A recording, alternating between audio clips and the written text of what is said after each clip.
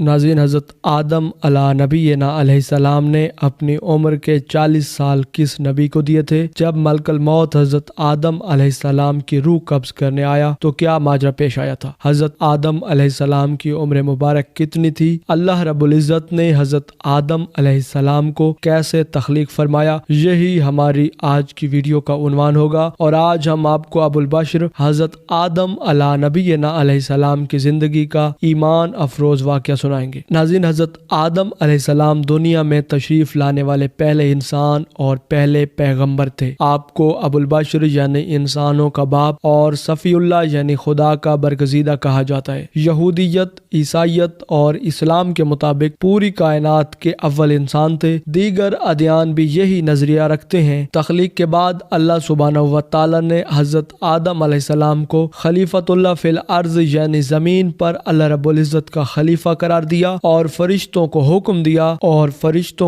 دیا کہ آدم علیہ السلام کو سجدہ کرو۔ ناظرین، قرآن مجید فرقان حمید میں ارشاد باری تعالیٰ ہے کہ آدم کی تخلیق مٹی سے ہوئی اور ہم نے بنایا آدمی کھنکھناتے سنسنے گارے سے۔ روایت ہے کہ جب خداوند قدوس نے آپ علیہ السلام کو پیدا فرمایا تو حضرت اسرائیل علیہ السلام کو حکم دیا کہ زمین سے ایک مٹھی مٹی لائیں۔ حکم خداوندی کے مطابق حضرت اسرائیل علیہ السلام نے آسمان سے اتر کر زمین سے ایک مٹھی مٹی اٹھائی تو پوری روئے زمین کی اوپری پرت چھلکے کی مانند اتر کر آپ کی مٹھی میں آ گئی۔ ناظرین، تخلیق کے بعد اللہ سبحانہ و تعالی نے حضرت آدم علیہ السلام کو خلیفۃ اللہ فی الارض قرار دیا اور فرشتوں کو حکم دیا کہ انہیں سجدہ کرو۔ ابلیس نے سجدہ کرنے سے انکار کیا۔ وہ جنوں میں سے تھا۔ ابلیس کی نافرمانی کے سبب راندہ درگاہ ٹھہرا۔ حضرت آدم علیہ السلام جنت میں رہتے تھے۔ کچھ عرصے بعد اللہ سبحانہ و تعالی نے ان کی بائیں پسلی سے ایک عورت پیدا کی جس کا نام حوا سلام اللہ علیہ رکھا۔ ان دونوں کو حکم ہوا کہ جنت کی جو نعمت چاہو استعمال کرو، مگر اس درخت کے قریب مت جانا ورنہ ظالموں میں شمار کیے جاؤ گے۔ مگر شیطان کے بہکانے پر انہوں نے شجر ممنوعہ کا پھل کھا لیا۔ اس پاداش میں حضرت آدم علیہ السلام اور حضرت حوا سلام اللہ علیہ کو جنت سے زمین کی طرف بھیج دیا گیا۔ اللہ رب العزت نے قرآن مجید فرقان حمید میں ارشاد فرمایا، ہم نے انسان کو ضعیف اور کمزور اور جلد باز پیدا کیا۔ ناظرین، حضرت ابو ہریرہ رضی اللہ تعالی عنہما بیان کرتے ہیں کہ رسول اللہ صلی اللہ علیہ وآلہ وسلم نے ارشاد فرمایا، جب اللہ سبحانہ و تعالی نے آدم علیہ السلام کو پیدا کیا تو ان کی کمر پر ہاتھ پھیرا، چنانچہ وہ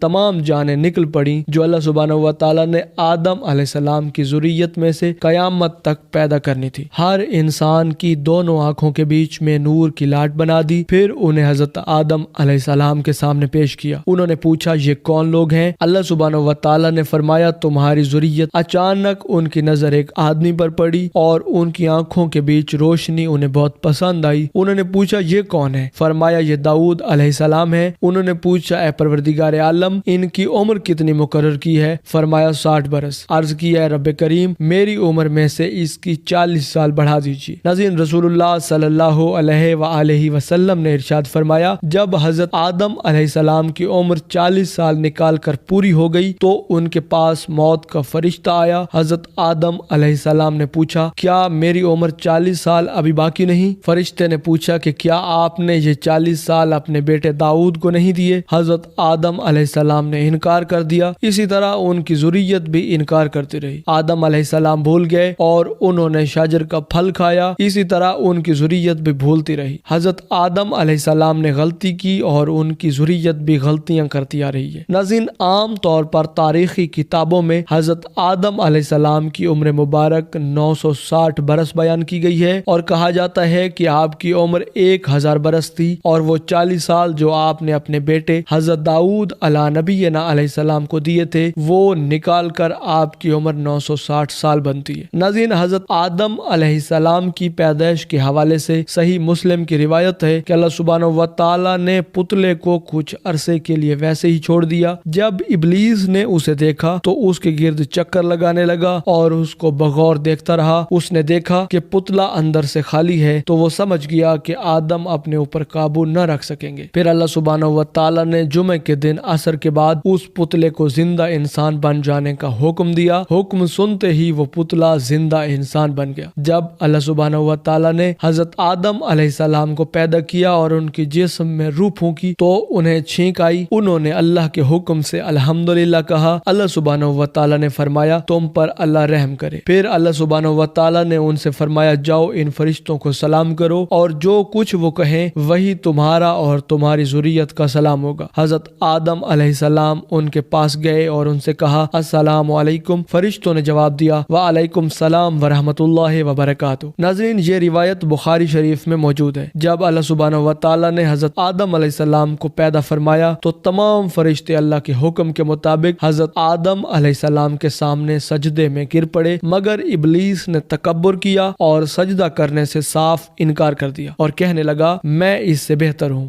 مجھے تو نے آگ سے پیدا کیا اور آدم کو مٹی سے پیدا کیا۔ ناظرین، ابلیس جنات میں سے ہے۔ اللہ سبحانہ و تعالیٰ کا فرمان ہے ابلیس جنوں میں سے ہے۔ ناظرین، اگر یہ کہا جائے کہ شیطان جب فرشتوں میں نہیں تو اسے سجدہ کرنے کا حکم کیوں دیا گیا، تو اس کا جواب یہ ہے کہ اسے اپنے علم، اجتہاد اور عبادت کی وجہ سے آسمان میں ایک بلند و بالا مقام حاصل تھا۔ پھر اللہ سبحانہ و تعالیٰ نے حضرت آدم علیہ السلام کو پیٹ میں مس کیا۔ مس کرتے ہی ہر روح جو ان کے اولاد میں قیامت تک پیدا ہونے والی تھی نکل پڑی۔ پھر ان روحوں کو حضرت آدم علیہ السلام کے سامنے پیش کیا گیا۔ ناظرین، روایات میں آتا ہے کہ اسی طرح اللہ رب العزت نے حضرت آدم علیہ السلام کی پشت سے نکلنے والی اولاد سے میدان عرفات میں عہد لیا۔ اللہ سبحانہ و تعالیٰ نے جتنی مخلوق پیدا کرنی تھی ان کو حضرت آدم علیہ السلام کے آگے چیونٹیوں کی طرح پھیلا دیا۔ پھر ان سے بالمشافہ گفتگو فرمائی، سب نے کہا کالو بلا۔ اس کے بعد اللہ سبحانہ و تعالیٰ نے حضرت آدم علیہ السلام کی پسلی سے ان کی بیوی کو پیدا فرمایا تاکہ آدم ان سے سکون حاصل کرے۔ ناظرین، روایات کے مطابق حضرت آدم علیہ نبینا علیہ السلام کا انتقال جمعے کے روز ہوا۔ دفن کی جگہ نامعلوم ہے،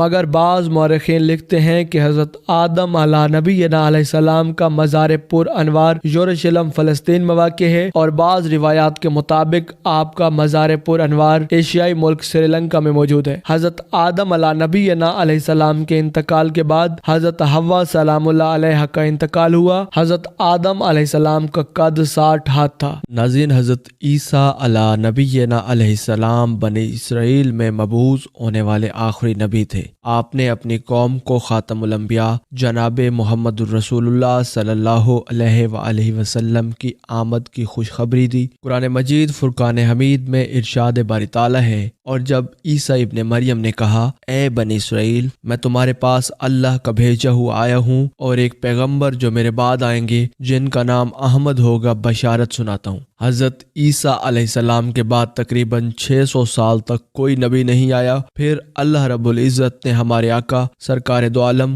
رحمت للعالمین خاتم الانبیاء جناب محمد الرسول اللہ صلی اللہ علیہ وآلہ وسلم کو سارے جہانوں کے لیے رحمت بنا کر مبعوث فرمایا اور ان پر آخری آسمانی کتاب قرآن مجید بھی نازل فرمائی۔ حضرت عیسیٰ علیہ السلام پر انجیل نازل فرمائی گئی۔ ارشاد باری تعالیٰ ہے، اور ہم نے ان پیغمبروں کے بعد عیسیٰ ابن مریم کو اپنے سے پہلی کتاب یعنی تورات کی تصدیق کرنے والا بنا کر بھیجا، اور ہم نے انجیل عطا کی جس میں ہدایت اور نور تھا۔ ناظرین، ابن جریر نے تحریر کیا ہے کہ حضرت عیسیٰ علیہ السلام پر جب انجیل نازل ہوئی تو آپ کی عمر مبارک 30 برس تھی، اور نبوت کے 3 سال بعد یعنی 33 برس کی عمر میں اللہ رب العزت نے آپ کو زندہ آسمان پر اٹھا لیا۔ ناظرین، قرآن مجید فرقان حمید کی 13 صورتوں میں مختلف ناموں سے حضرت عیسیٰ ابن مریم علیہ السلام کا تذکرہ موجود ہے۔ 26 مقامات پر عیسیٰ علیہ السلام، 23 مقامات پر ابن مریم،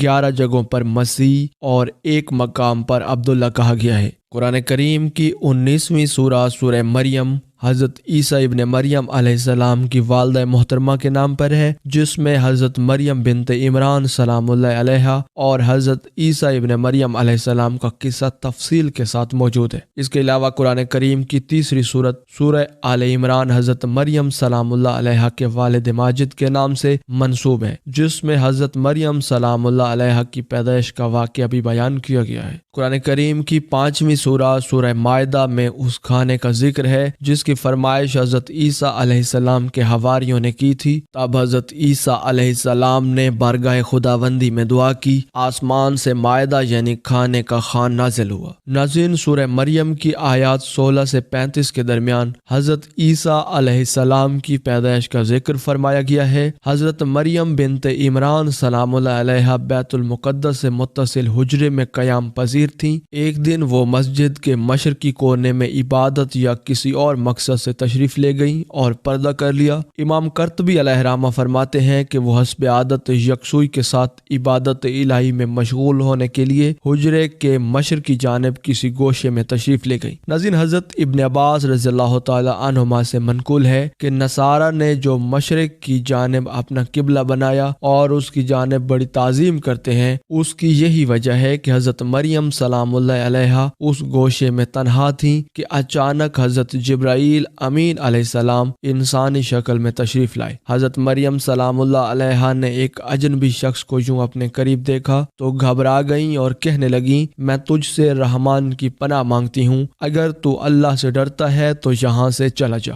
حضرت جبرائیل علیہ السلام نے فرمایا، تم مجھ سے ڈرو نہیں، میں تو پروردگار کا بھیجا ہوا فرشتہ ہوں اور تم ایک پاکیزہ بیٹا دینے کی خوشخبری لے کر آیا ہوں۔ حضرت مریم سلام اللہ علیہ نہایت حیران اور پریشان ہوئیں اور تعجب سے فرمایا، بھلا میرے ہاں بچہ کیسے ہوگا؟ مجھے تو کسی انسان نے ہاتھ تک نہیں لگایا اور نہ ہی میں بدکار ہوں۔ حضرت جبرائیل امین علیہ السلام نے فرمایا، ہاں بات تو یہی ہے، لیکن اللہ سبحانہ و تعالیٰ فرماتا ہے کہ یہ میرے لیے بہت آسان ہے اور ہم اسے اپنی قدرت سے تخلیق فرمائیں گے اور اسے اپنی نشانی بنانا چاہتے ہیں۔ اس سے قبل ہم نے تمہارے باپ آدم کو مرد اور عورت کے بغیر اور تمہاری ماں حوا کو صرف مرد سے پیدا کیا، اور اب عیسیٰ علیہ السلام کو پیدا کر کے چوتھی شکل میں بھی پیدا کرنے پر اپنی قدرت کا اظہار کرنا چاہتے ہیں، اور وہ ہے صرف بغیر مرد کے پیدا کرنا۔ دراصل اللہ رب العزت تو قادر مطلق ہیں، وہ جب جہاں اور جس طرح چاہیں پیدا کر سکتے ہیں۔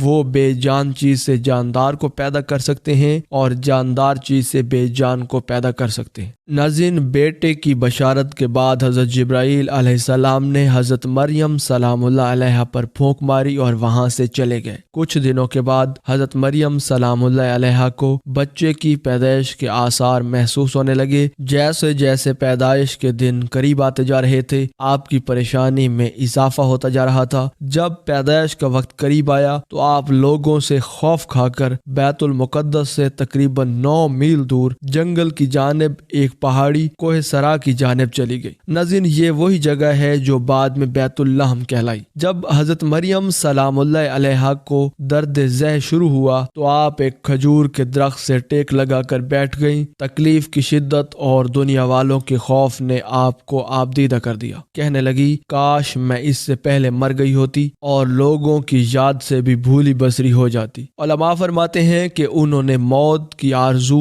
اس لیے کی کہ وہ عزیز و اقارب، خاندان و برادری اور لوگوں کو کس طرح مطمئن کر سکیں گی جبکہ کوئی ان کی صداقت کی تصدیق کرنے والا بھی نہیں۔ ان کی شہرت ایک نیک، پارسا اور زاہدہ کے طور پر تھی، لہٰذا ان کے لیے تصور ہی بڑا روح فرسا اور تکلیف دہ تھا کہ لوگ انہیں بدکار سمجھیں۔ ابھی حضرت مریم سلام اللہ علیہ انہی اندیشوں اور وسوسوں میں گھری ہوئی تھی کہ حضرت جبرائیل علیہ السلام نے وادی کے نیچے سے آواز دی، اے مریم، پریشان نہ ہو، تمہارے پروردگار نے تمہارے قدموں تلے ایک چشمہ جاری کر دیا ہے، اور ذرا اس کھجور کے درخت کو ہلاؤ، دیکھو یہ تمہارے سامنے تر و تازہ کھجوریں گرا دے گا۔ اب تم اطمینان کے ساتھ یہ کھجوریں کھاؤ، چشمے کا پانی پیو اور بچے کو دیکھ کر اپنی آنکھیں ٹھنڈی کرو، اور اگر تمہیں کوئی انسان نظر پڑ جائے تو اشارے سے کہہ دینا کہ میں نے روزہ رکھا ہوا ہے، میں آج کسی شخص سے بات نہیں کر سکتی۔ ناظرین، اس وقت کی شریعت میں کھانے پینے کے ساتھ بولنے کا روزہ بھی موجود تھا۔ حضرت جبرائیل علیہ السلام کے اس پیغام سے حضرت مریم سلام اللہ علیہ کو اطمینان اور تسلی ہو گئی کہ اب میرا رب مجھے بدنامی اور رسوائی سے بچا لے گا۔ حضرت ابن عباس رضی اللہ تعالی عنہما سے مروی ہے کہ ولادت کے 40 روز بعد حضرت مریم سلام اللہ علیہا اپنے گھر والوں کے پاس آئی۔ لوگ نومولود اس بچے کو گود میں دیکھ کر حیران رہ گئے اور بدگمان ہو کر بولے، اے مریم، یہ تو نے بڑے گناہ کا کام کیا، نہ تو تیرا باپ برا آدمی تھا